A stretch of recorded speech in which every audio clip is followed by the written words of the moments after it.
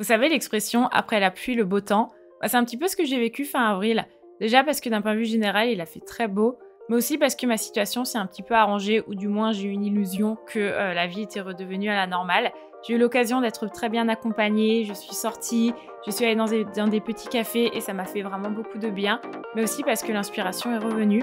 Donc je vous souhaite un très bon visionnage de ce petit weekly vlog, j'espère qu'il vous plaira.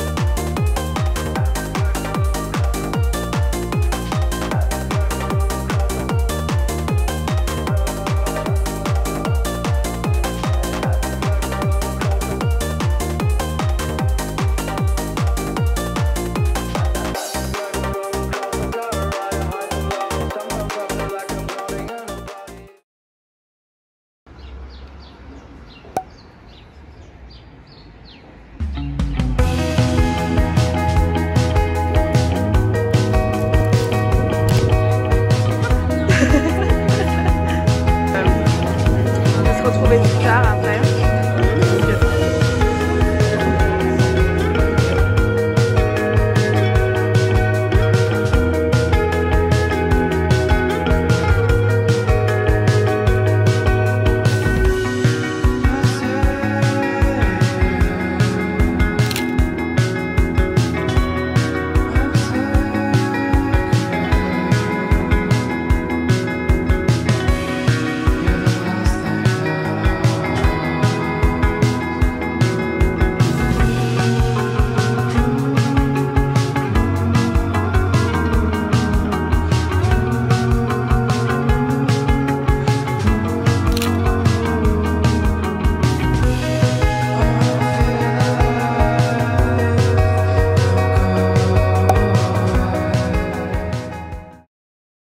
Mais un peu long story short, je tombe sur cette track de Arman John.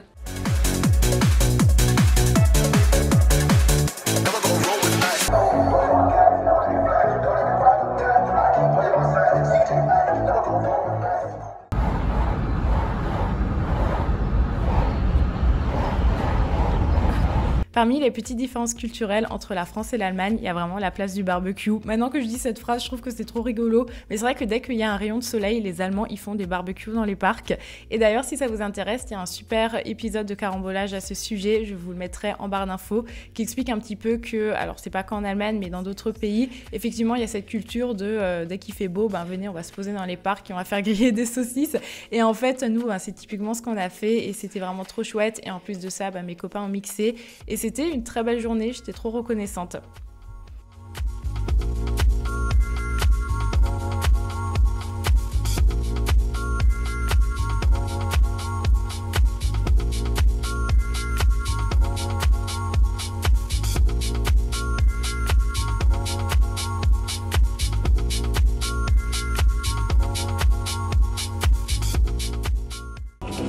Il va trop bien avec ton t-shirt.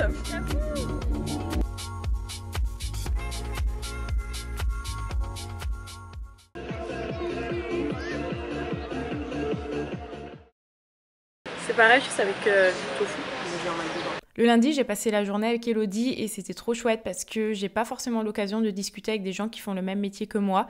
Et au-delà du fait d'avoir des gens qui font le même métier que moi, c'est surtout des personnes qui sont un petit peu dans les mêmes problématiques. Et donc du coup, c'était hyper rafraîchissant de parler de ça, comment est-ce qu'elle voit l'influence, comment moi est-ce que je la vois, quels sont nos engagements, toutes ces questions d'éthique et aussi comment est-ce que tu peux perdurer lorsque ça fait super longtemps que tu es sur les réseaux sociaux et que tu perds des abonnés. Donc c'était vraiment trop riche et ça m'a énormément inspiré. Et c'est aussi pour ça que j'ai eu envie de revenir sur Instagram et de republier des choses.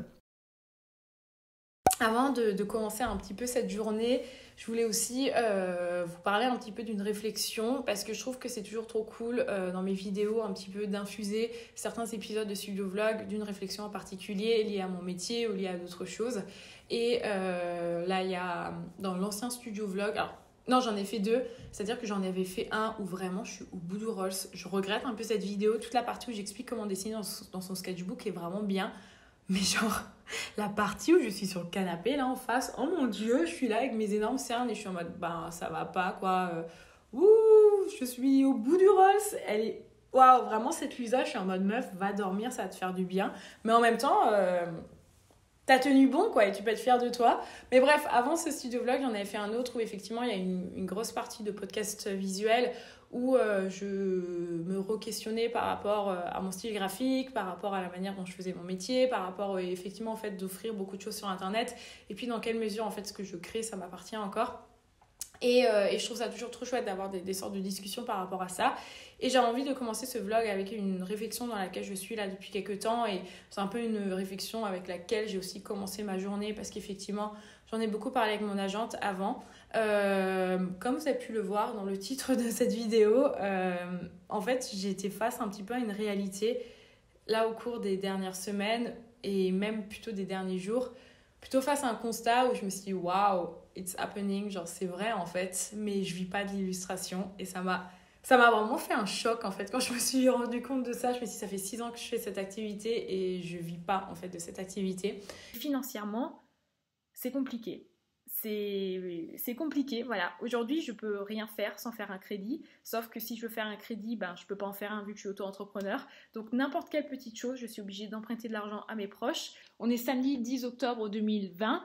Si dans un an, le 10 octobre 2021, ta situation financière ne s'est pas arrangée grâce à ton métier de freelance, tu abandonnes parce que ça ne te sert à rien à part te rendre cinglé. Et à partir de là, ouais, c'était la descente aux enfers où ça a été demander de l'argent autour de moi, faire un crédit pour pouvoir m'en sortir. Et là, depuis début janvier, j'ai pas payé mon loyer. Est-ce le moment de faire une des séquences du vlog que vous préférez, à savoir le podcast visuel ? Yes, je suis très contente de vous retrouver dans un épisode numéro 2. Je pense que ça va être quelque chose qui va revenir progressivement. Il y a quelques semaines, non plutôt il y a quelques mois, je vous avais demandé de me poser des questions sur Instagram et c'est des questions auxquelles je répondrai du coup dans un futur podcast. C'est juste que ça dépend vraiment en fait de mes réflexions du jour, ça dépend de mon humeur. Là pour ce vlog, effectivement, je voulais faire la petite FAQ mais je trouve ça beaucoup plus pertinent de faire un point sur la situation parce qu'effectivement il y a plein de choses qui me sont arrivées là au cours des derniers jours, que ce soit d'un point de vue du travail, mais aussi au niveau des réflexions, suite à ma vidéo dans laquelle je vous expliquais que j'ai fermé ma société. Et je trouvais ça beaucoup plus pertinent de rebondir un petit peu sur ces réflexions plutôt que de faire une FAQ. Mais vous inquiétez pas, j'ai gardé tout ça bien au chaud et j'y répondrai dès qu'on fera un vlog où il y a peut-être un petit peu moins de matière et ça peut être intéressant de venir discuter sur d'autres thématiques. J'ai ici mon petit carnet parce que j'ai plein de choses à vous dire. Et dans ce petit podcast, du coup, qui est une parenthèse, vraiment considérez ça comme une parenthèse, ça n'a aucun rapport avec la journée que vous êtes en train de suivre dans le vlog. C'est juste une réflexion et après on reprendra la journée. Dans cette parenthèse, on va parler du fait que je ne vis pas de l'illustration et que j'en vivrai très certainement jamais et de comment est-ce que mon métier a évolué au cours des 7 dernières années, tout ce que j'ai appris et surtout comment est-ce qu'aujourd'hui je vois que la situation malheureusement est toujours aussi bancale dans ces milieux et comment est-ce que j'appréhende la suite. Et ouais, c'est parti. Comme vous avez pu le voir dans les séquences que j'avais filmées avec mon ordinateur, celle qui était vraiment très floue, où il y a une séquence de 2019, il y en a une de 2020. À ce moment, je m'étais lancée en freelance. D'ailleurs, avant, je mentionne le fait que je suis freelance depuis 6 ans. C'est pas du tout 6 ans, ça fait 7 ans en fait que je suis freelance. Et donc, en 2019-2020, je vivais pas encore de mon activité ou j'en vivais assez difficilement. Et à ce moment-là, j'ai déjà commencé à éprouver une sorte de ras-le-bol parce que je trouvais que il fallait beaucoup se battre. Sauf que je pense qu'à ce moment-là, j'avais vraiment encore l'espoir et l'excitation du début parce que je justifiais un petit peu toutes ces barrières que j'avais à ce moment-là dans mon métier par le fait que j'avais pas d'expérience, par le fait que je venais à peine de me lancer en me disant il suffit juste de mettre à plat son activité et ensuite les choses elles iront mieux. Pour vraiment vous mettre à plat ma réflexion par rapport à ça, ça fait maintenant 7 ans que je suis freelance Et récemment, j'ai réalisé en fait qu'en 7 ans, la situation n'a absolument pas évolué. Je vous ai fait un petit peu toute la liste de pourquoi est-ce que ça n'a pas évolué. Ça n'a pas évolué parce qu'aujourd'hui, la question de la rémunération en tant que visibilité existe toujours encore en 2024. Certes, elle est moins présente qu'il y a quelques années, mais elle est toujours encore là. Je trouve ça toujours encore hallucinant qu'aujourd'hui, on continue de précariser nos métiers en parlant de visibilité. Mais oui, en 2024, c'est encore une problématique et c'est encore réel. Et j'y ai été confrontée là au cours des dernières semaines. Et c'est ça qui a fini par me dire que je suis fatiguée, les gars. Vraiment, je suis fatiguée. Genre, ça fait 7 ans que je fais ce métier. Ça fait 7 ans que c'est encore la même problématique. Au-delà du fait que c'est très frustrant, effectivement, de se dire que voilà, notre métier est si peu considéré qu'on ne souhaite pas le rémunérer. Je trouve que ça remet aussi en question tout ce rapport que tu as à ton art. J'ai beaucoup gagné confiance en moi, hein, mais ça me touche toujours encore, hein, tu vois. 7 ans après, ça me touche toujours encore de me dire que mon travail a si peu de valeur, en fait, aux yeux des gens, que les gens préfèrent faire un post sur Instagram que me rémunérer, en fait. Les gens préfèrent se dire que je vais être dans la merde parce que je peux pas payer mes charges, parce que je peux pas m'en sortir, et faire un post Instagram plutôt que me rémunérer. Il y a un côté très... oui, j'utilise souvent ce terme déprimant, effectivement, mais pour moi, c'est un vrai manque de respect. Est-ce qu'aujourd'hui, j'ai encore envie, en 2024, qu'on continue sans cesse à cracher sur mon métier ? Je sais pas, je commence vraiment à arriver à bout. Donc ça, c'est vraiment la première problématique, c'est qu'effectivement, la question de la visibilité, elle est toujours encore présente. Le fait qu'on n'est toujours encore pas considéré comme un vrai métier. J'ai noté aussi que ce qui continue à persister, c'est... alors, lorsque c'est pas la visibilité, t'as un petit peu plus, t'as des cadeaux. Wow. Vous savez, les gars, que j'ai accepté une fois de bosser pour une marque qui m'a donné des cadeaux au lieu d'être payée. J'ai été payée, j'étais hyper mal payée d'ailleurs, mais j'étais trop contente et j'étais hyper naïve à l'époque et on m'avait offert des choses. Et du coup, j'étais en mode, waouh, trop cool. Mais une fois de plus, franchement, dans cette vidéo, je vais pas expliquer par A plus B pourquoi les cadeaux, ça paye pas un loyer. Je pense que c'est bon. Quand je vois les statistiques, je vois qu'on est tous des personnes en âge de travailler. Donc, je pense que dans la globalité, tout le monde comprend pourquoi recevoir des cadeaux ne permet pas de payer ses factures. Donc, ça aussi, c'est notre problématique. Et je l'ai encore eu récemment. On a renégocié un budget qui était qui était beaucoup trop bas, en fait. Et la marque a dit... oui, mais on va vous offrir ça en cadeau. Et je suis en mode, waouh, trop cool, vraiment merci pour la générosité. Et désolé si vous passez par là, hein, vraiment, je bosse sur votre projet, mais à un moment, genre, je suis au bout de Rolls, en fait, hein, vraiment. Bref, j'ai fini avec ce point, je vais continuer avec 2 autres points que je trouve trop intéressants. Et qui font aussi que je fais cette vidéo à l'heure actuelle, c'est toutes ces problématiques liées aux associations. J'ai vraiment envie de m'exprimer là-dessus parce que je pense que le travail spéculatif ne doit pas forcément toujours rimer avec un travail associatif. Je m'explique. En fait, là, j'ai reçu un mail en fait pour un projet pour une association et lorsque j'ai demandé s'il y avait un budget, ils m'ont dit non, mais il n'y a pas de budget parce que c'est pour une association, mais par contre, on va vous apporter de la visibilité en vous republiant dans la newsletter. Et en fait, je pense qu'aujourd'hui, on ne peut plus utiliser cette question d'associatif en fait pour ne pas payer les gens. Si effectivement moi j'ai envie de travailler de façon gratuite, si j'ai envie de m'engager dans une cause, ça vient de moi en fait. Je trouve ça extrêmement irrespectueux de se dire je vais m'engager pour une cause, mais à côté de ça, on va demander à des gens qui sont déjà dans la précarité de travailler gratuitement. Je ne comprends pas comment, et je suis désolée, je suis un peu déprimée et énervée dans ce passage à vidéo. Je comprends pas comment est-ce qu'en 2024, on peut continuer à se dire je soutiens une cause et sous prétexte que c'est une cause qui, moi, me touche en tant que fondatrice de l'association, je peux me permettre de mettre des jeunes femmes et des jeunes hommes dans la précarité, en fait. Moi, généralement, je réponds toujours cette même chose qui est « Ok, votre cause, elle est très louable. » Généralement, quand je suis contactée pour des associations, c'est toujours pour des causes qui ont du sens, évidemment. Cela dit, venir demander à quelqu'un de travailler gratuitement, c'est irrespectueux. C'est-à-dire que si moi, aujourd'hui, j'ai envie de m'engager dans une cause, ça vient de moi-même. Si j'ai envie de travailler gratuitement, ça vient de moi-même. Et si j'ai envie de fournir du travail gratuit, comme ce que je fais sur Internet, cette vidéo, elle est 100% gratuite, elle me rapporte pas d'argent, quoi que ce soit. Je le fais parce que j'ai envie de le faire, en fait. Et je comprends pas pourquoi est-ce qu'il faut qu'on continue à éduquer à ce sujet. Je sais pas, est-ce que c'est parce que je suis freelance, du coup je vois les choses différemment, mais personnellement, si j'avais une association, si j'avais des projets, et même d'un point de vue général, j'ai déjà eu des projets personnels, ce que je vais faire, c'est que je vais en parler autour de moi, je vais en parler à des proches, je vais en parler à des gens que je connais, mais jamais de la vie, ça me viendrait à l'esprit d'aller voir un indépendant ou une indépendante que je ne connais pas pour demander à ces personnes de venir travailler gratuitement pour moi. Je trouve ça particulièrement choquant en fait. Alors peut-être que vous allez me dire que j'ai pas de cœur, mais une fois de plus, je pars du principe que si j'ai envie de m'engager dans une cause, c'est moi qui choisis la cause et c'est moi qui choisis si j'ai envie de travailler gratuitement ou pas. Lorsque vous galérez à finir chaque fin du mois, lorsque ça fait des années que vous êtes obligé de justifier le fait que votre métier est un vrai métier, et qu'il y a une association qui vient en plus de ça vous dire en fait bosser gratuitement, je suis désolée mais c'est vraiment très dur.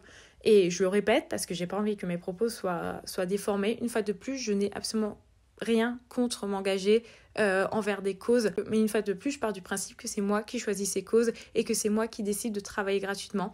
Parce que ça fait des années qu'on nous demande sans cesse en fait de travailler gratuitement. Dans la même lignée de l'association, parlons des associations féministes. Ça, franchement, on souffle vraiment fort. Là, j'ai encore eu un mail pour une rémunération, mais pareil, qui est complètement à côté de la plaque. Comment est-ce que, je suis désolée, je répète, mais comment est-ce qu'en 2024, tu peux te dire féministe et te dire on ne paye pas les illustratrices, en fait?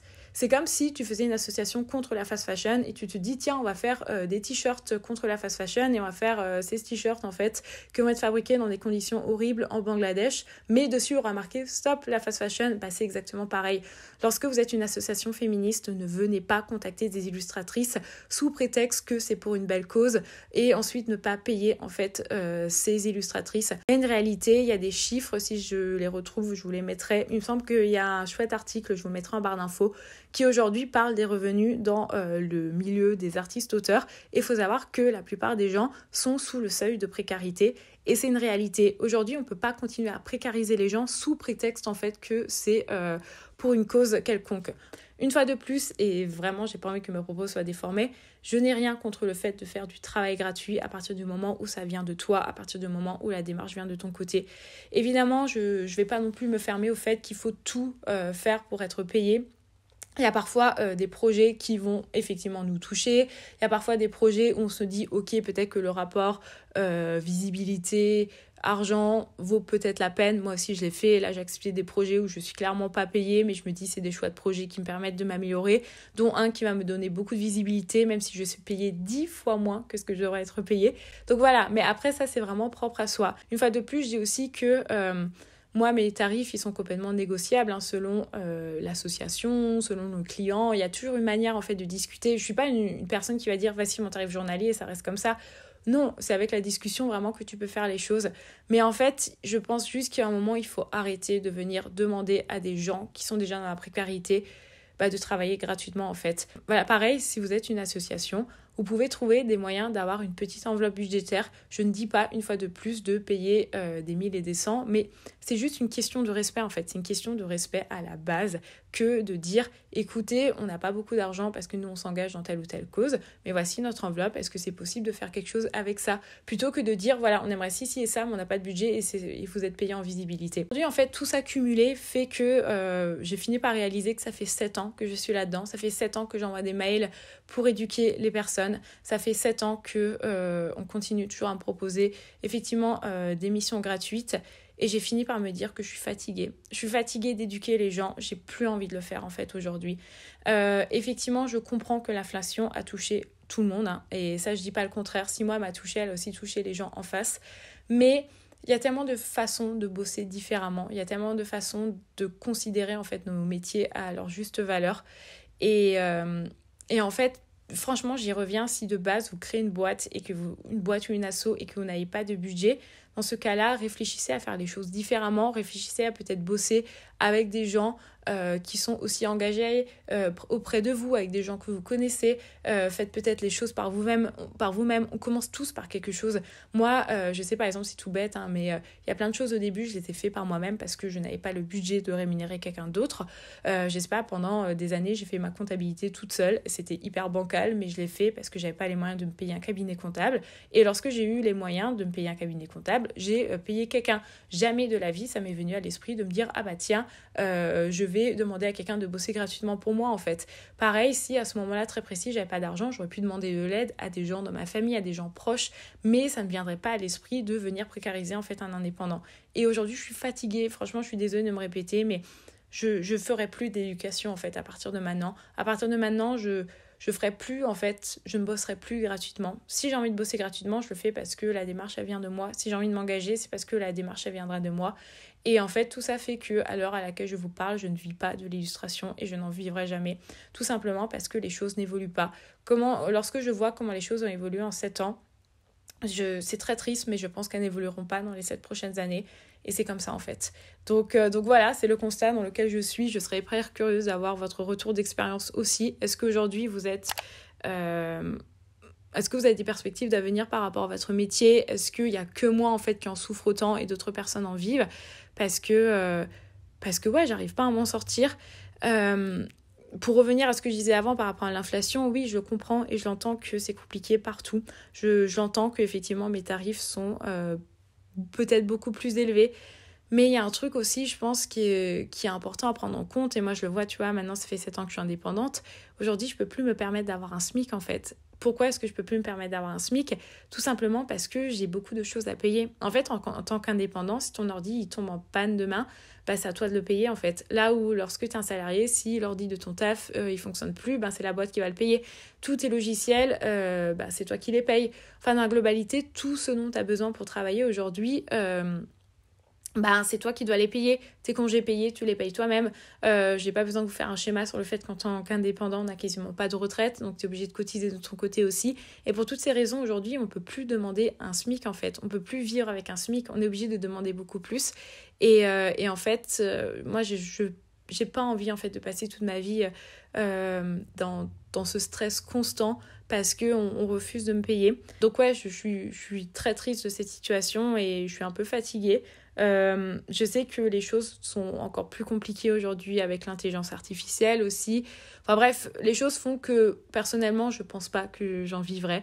Alors effectivement, j'ai des mois où ça se passe très bien avec ma boutique en ligne, hein, ça y a pas de problème et tout. Mais dans la grosse globalité des commandes purement d'illustration, aujourd'hui, ça me permet pas de gagner ma vie. Et ouais, qu'est-ce que j'ai marqué un autre truc, genre aucun rapport. Je suis désolée, en fait, c'est pas ouf dans les chapitres, mais j'ai mal noté. Je vais aussi dire qu'une autre catégorie de personnes qui précarisent nos métiers, ce sont les influenceurs et les influenceuses. Mais oui, ça se sait en fait. Il y a tellement d'influenceuses, les gars. Je dis influenceuses parce que je connais que des femmes, mais je pense qu'influenceurs aussi. Ouais, bon, hein, à d'autres, allez, que ça voyage à New York, que ça voyage à Bali, mais ça n'a pas un rond pour payer sa graphiste, ça n'a pas un rond pour payer son illustratrice. Ça a des budgets qui sont complètement limités. Mais à côté de ça, ça va te faire un petit podcast sur le féminisme. À côté de ça, ça veut dire que c'est féministe sur les réseaux sociaux. Ça va te faire des stories où tu vas être rémunéré à plus de 6 000 balles la story. Mais à côté de ça, il n'y a pas d'argent pour nous. Il n'y a pas d'argent pour nous. Et il y en a des noms. Hein. Moi, j'ai unfollow des gens à cause de ça, hein, parce que je me suis dit, c'est un tel manque de respect. J'ai des potes à moi qui ont bossé pour des meufs qui les ont clairement sous-payées, qui sont les mêmes meufs qui, derrière, sont payées des milliers et des milliers d'euros. Donc voilà, aujourd'hui, je vois pas l'avenir de façon très joyeuse et je pense que j'en vivrai jamais. Cela dit... je suis quand même positive parce qu'il y a quand même des perspectives d'évolution, notamment via l'influence qui a commencé à s'intéresser aux illustratrices et aux illustrateurs. Luisa du montage ici. Je voulais un petit peu plus développer cette partie par rapport à la création de contenu et vous dire que, j'en parlerai de suite, mais ça en tout cas, moi, c'est le chemin que j'ai décidé de prendre. C'est-à-dire qu'aujourd'hui, j'ai décidé effectivement de faire des créations de contenu qui sont peut-être plus des créations de contenu pur et dur où je vais faire une vidéo YouTube, on a un partenaire et on passe à la suite. Mais aussi, voilà, effectivement, utiliser l'illustration dans la création de contenu parce qu'aujourd'hui, c'est un nouveau milieu où il y a des budgets qui sont beaucoup plus intéressants, où effectivement, ça me permet de gagner de l'argent. J'adorerais vous dire que je gagne que de l'illustration et que je fais mes vidéos sur Internet de façon 100% gratuite. Malheureusement, c'est pas le cas. Pour vous donner un exemple, ma dernière vidéo a fait 26 000 vues. J'ai gagné 90 € pour 26 000 vues. Donc non, aujourd'hui, je suis obligée de trouver d'autres moyens. Si je me justifie, c'est parce que ça pose toujours encore problème. C'est une vraie problématique. J'en ai parlé dans plein de vidéos et je reviendrai pas dessus. Ça dérange toujours plein de gens à partir du moment où tu es une illustratrice et que tu fais de la création de contenu et que tu utilises cette illustration dans la création de contenu. Bon, pareil, on souffle un petit peu le mépris de classe. Si moi j'ai envie de faire deux métiers qui sont la création de contenu et l'illustration, et si j'ai envie de mélanger les deux ensemble, bah, ça ne regarde que moi. Oui, je suis influenceuse, oui, je suis illustratrice, et oui, les deux vont parfois être ensemble. Et si ça vous pose problème, franchement, vous pouvez vous désabonner et ne venez pas taper sur les mauvaises personnes. Arrêtez de venir taper sur les illustratrices qui font ce genre de choses, parce qu'aujourd'hui, comme j'ai dit avant, il y a une réalité qui est qu'on ne peut plus en vivre, on ne peut pas en vivre. Et si de temps en temps, pouvoir payer ses factures, ça passe par le fait de faire un petit peu d'influence, bah, il y a beaucoup de gens qui commencent à se mettre dedans. Et si vous, ce sont vos valeurs et que vous ne souhaitez pas faire de l'influence avec votre métier, c'est très bien. Et il n'y a pas de bonne ou de mauvaise façon de faire ce métier. Mais arrêtez de venir taper sur les gens. Vraiment, si vous voulez taper sur les gens, venez taper sur le problème à la base. Venez taper sur, je sais pas moi, les marques de vêtements qui ne payent pas les illustrateurs. Venez taper sur les clients qui ne payent pas les illustrateurs. Mais venez pas taper en fait sur l'illustratrice qui a décidé d'intégrer un petit peu de création de contenu parce que ça lui permet d'en vivre en fait. Donc voilà, moi c'était la petite parenthèse à l'intérieur de la parenthèse. En tout cas, moi mon contenu dans la globalité ne va pas fondamentalement changer. Ce sera toujours encore le contenu tel que je l'ai à l'heure actuelle. C'est juste qu'il y aura peut-être plus de partenaires sur YouTube.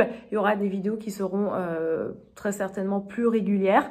Et il y aura toujours encore de l'illustration, sauf que ce sera très certainement que des projets pour moi d'illustration et plus des projets pour d'autres personnes. Voilà, c'était ça la parenthèse.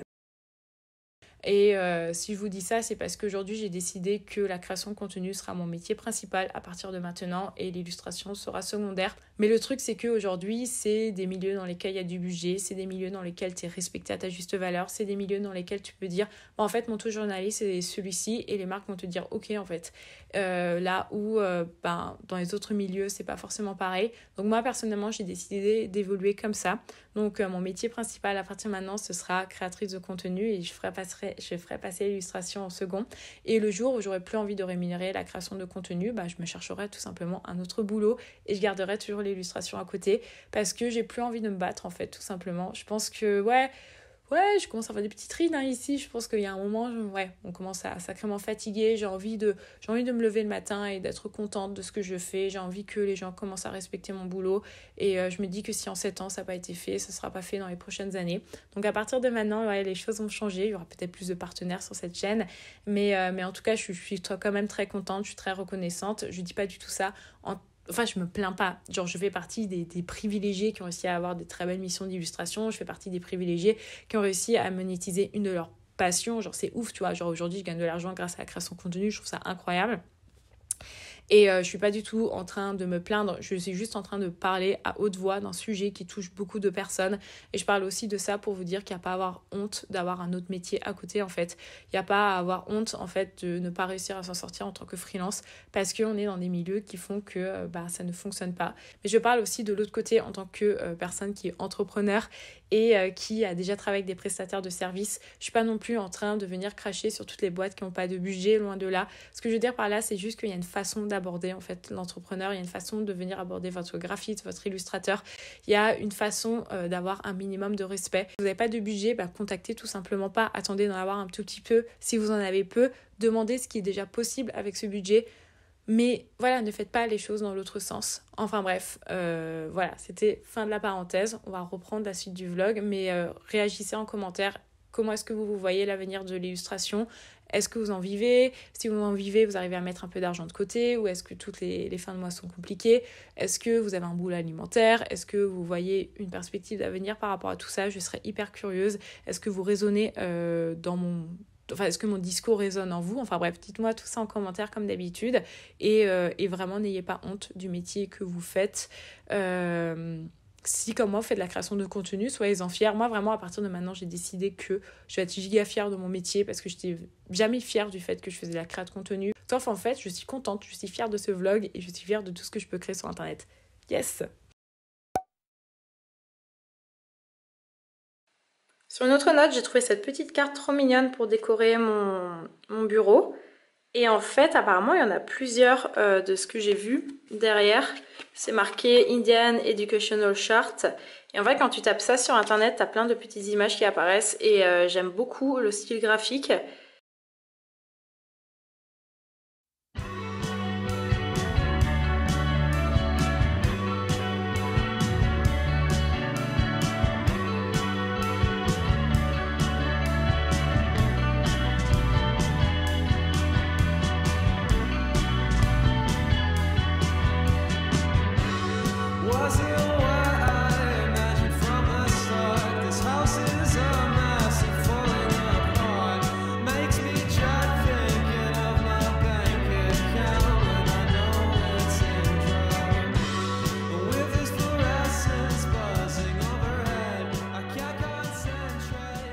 Si vous suivez mon travail sur Instagram, vous savez que j'aime bien faire des petites histoires illustrées.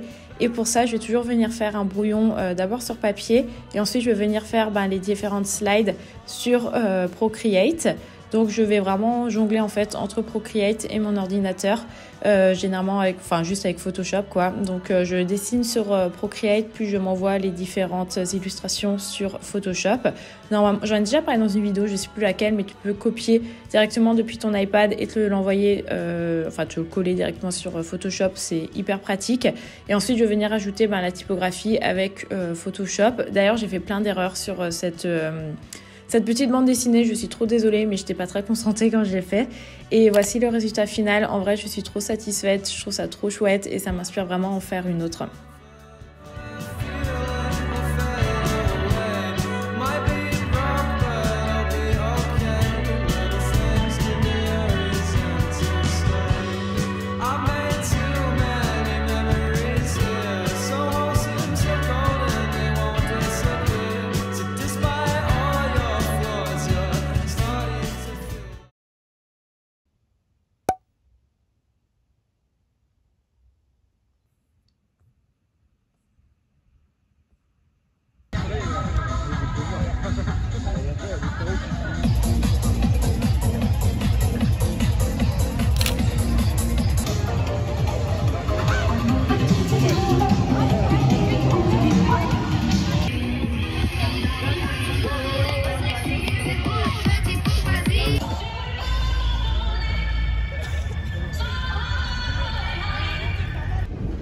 Alors ma vidéo elle a fait des bonnes statistiques et Ecto au dodo.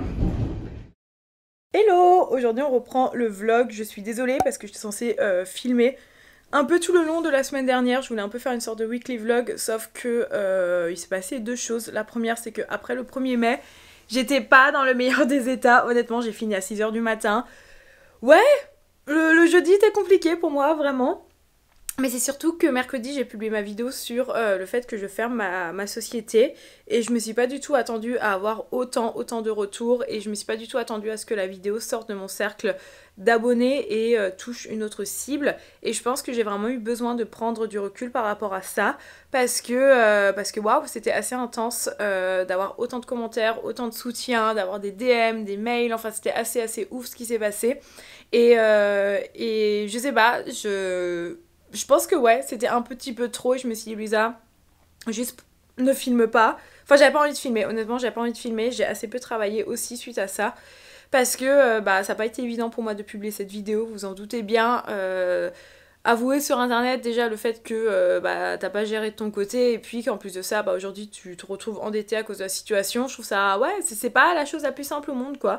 Donc lorsque j'ai réalisé que ça sortait vraiment de mon cadre, de ma communauté, je me suis dit waouh, genre j'étais pas à l'aise, vraiment j'étais pas à l'aise et au fur et à mesure, j'ai réalisé tout le soutien incroyable que j'ai eu et je veux aussi vous remercier par rapport à ça. Je pense vraiment que les retours que j'ai eu sous cette vidéo m'ont vraiment aidé en fait à accepter cet échec plus comme une expérience qu'un échec. Je pense qu'il y a vraiment un truc qui s'est passé grâce à cette vidéo, enfin grâce aux commentaires et tout le soutien que vous m'avez laissé. Il y a vraiment un avant-après, honnêtement. Ça va faire maintenant bientôt 1 an que je suis dans cette situation, que franchement que ma vie elle a changé de A à Z. Bon, non, en vrai ça va, ma vie n'a pas trop changé parce que vraiment j'étais super bien accompagnée pendant toute cette période. Vraiment merci à tous mes copains et mes proches s'ils passent par ici, qui m'ont aidé à payer plein de petits trucs pour faire en sorte que ma vie ressemble à une vie normale. Vraiment merci à vous en fait, genre ça m'a permis de me dire que en fait ça va à peu près. Mais je sais plus ce que je voulais dire. Ouais en fait ça a été un tel stress pendant quasiment 1 an. Et en fait j'ai l'impression que tu sais, le fait d'avoir lu des commentaires de plein de gens qui m'ont parlé de leur expérience, il y a beaucoup de personnes, notamment des personnes plus âgées, qui ont plus d'expérience du coup, qui ont eu l'occasion de fermer, voire même il y a une personne qui m'a parlé de 3 sociétés. Et chaque personne qui m'ont expliqué comment ça s'est passé, et qui m'ont dit en fait t'en fais pas, tu vas te relever, genre ça va être chiant dans les prochains temps, mais tu vas finir par t'en relever, on finit toujours par s'en relever. Waouh, j'ai trouvé ça ouf, ça m'a... Je sais pas, vraiment je pense que... ça a fait un tel travail en moi que je m'attendais pas. Et aujourd'hui, je pense vraiment que j'ai fait le deuil de cette histoire grâce à vous. Donc vraiment, merci du fond du cœur. Merci à toutes les personnes qui ont pris le temps de commenter. C'est assez ouf. Maintenant, je vois vraiment cette situation avec une sorte de recul émotionnel en me disant « Ok, c'est une expérience comme les autres. » Évidemment, c'est une expérience qui est vraiment très compliquée. Et je la recommande absolument pas. Mais aujourd'hui, je la vois plus comme une expérience, comme je vous disais, que plutôt un échec. Et ça me permet de me dire que c'est beaucoup d'apprentissage. Et ouais, je sais pas, ça a été quelques jours vraiment hyper intenses émotionnellement. Et je suis contente de les avoir vécus. Donc merci à vous, vraiment merci du fond du cœur pour ça en fait. Donc ouais, je suis trop contente. Je sais pas trop quoi vous dire par rapport à ça. Hier, en matière de boulot, j'étais assez efficace, je suis contente. Là, je travaille sur un potentiel projet textile. Et du coup, hier, j'ai bossé sur une première piste que je vais envoyer à la marque. Et je bosse encore sur un autre projet d'illustration à côté. Et j'ai passé quasiment toute l'après-midi à répondre aux commentaires, à lire tout ce que vous m'avez envoyé. Je trouve ça assez ouf, donc vraiment merci. Aujourd'hui est une journée où je vais continuer le montage de cette vidéo et je vais continuer à bosser sur un projet d'illustration. Et ouais, grosso modo, j'ai ça à faire. Et c'est grosso modo tout ce que je vais faire pendant les 2 prochains jours parce que généralement, lundi, mardi, mercredi sont les 3 jours qui sont dédiés à ma chaîne YouTube lors de ma semaine. Et ensuite, les autres jours, c'est soit pour des projets d'illustration, soit pour des projets personnels, soit pour l'administratif et la comptabilité parce que lorsque tu es freelance, tu dois aussi penser ça dans ton planning. Mais voilà à peu près pour ce studio vlog. J'espère que cette vidéo vous aura plu. Je voulais quand même terminer sur une note un peu plus positive en vous disant qu'effectivement, oui, j'ai mentionné le fait que aujourd'hui, je peux plus faire des missions purement d'illustration, c'est-à-dire des missions qui n'impliquent pas de l'influence. Mais je tiens quand même à dire que je suis très heureuse dans le métier que j'ai construit. Je suis très heureuse d'être freelance, comme vous avez pu le voir, et c'est aussi pour ça que j'ai voulu publier des choses un peu plus personnelles. Je peux quand même jongler entre ma vie sociale et mon boulot, ce qui est quand même une chance qui est assez inouïe, c'est-à-dire que typiquement, si en milieu de semaine, j'ai envie de me lever un petit peu plus tard, je peux le faire. Et ça, c'est vraiment une chance inouïe. C'est pour ça que, voilà, j'ai vraiment envie de finir cette vidéo quand même sur cette note qui est assez positive. Dans tous les cas, si cette vidéo vous a plu, n'hésitez pas à m'en faire part en commentaire. N'hésitez pas non plus à venir répondre aux questionnements que j'ai par rapport à l'illustration. Ça me ferait du bien aussi de vous lire et de savoir qu'est-ce que vous en pensez par rapport à ça. Je voulais aussi savoir, est-ce qu'il y a des choses que vous voulez voir en particulier dans mes studios vlogs? Parce que c'est vrai que je les fais surtout pour moi, parce que c'est des sortes de petites capsules temporelles avec des souvenirs. Là, typiquement, c'était le retour du soleil. Mes copains ont mixé. Enfin, c'était vraiment un truc un peu pour moi, mais j'ai aussi envie d'apporter une valeur à mon contenu et pas juste faire du contenu pour faire du contenu pour moi. S'il y a des choses vraiment que vous souhaitez voir dans mon métier, je serai preneuse. C'est vrai que dans la globalité, mon métier, c'est toujours la même chose. Toutes les semaines, je vais monter des vidéos. Toutes les semaines, je vais bosser sur des projets d'illustration que je peux pas montrer. Et voilà, en fait. Donc, je sais pas trop ce que vous voulez voir d'autre. Mais ouais, n'hésitez pas à m'en faire part en commentaire. Moi, je vais finir le montage de cette vidéo. Et normalement, on devrait être tout bon. Donc voilà, j'espère que tout cela vous a plu. Je vous souhaite une très bonne création et je vous dis à bientôt.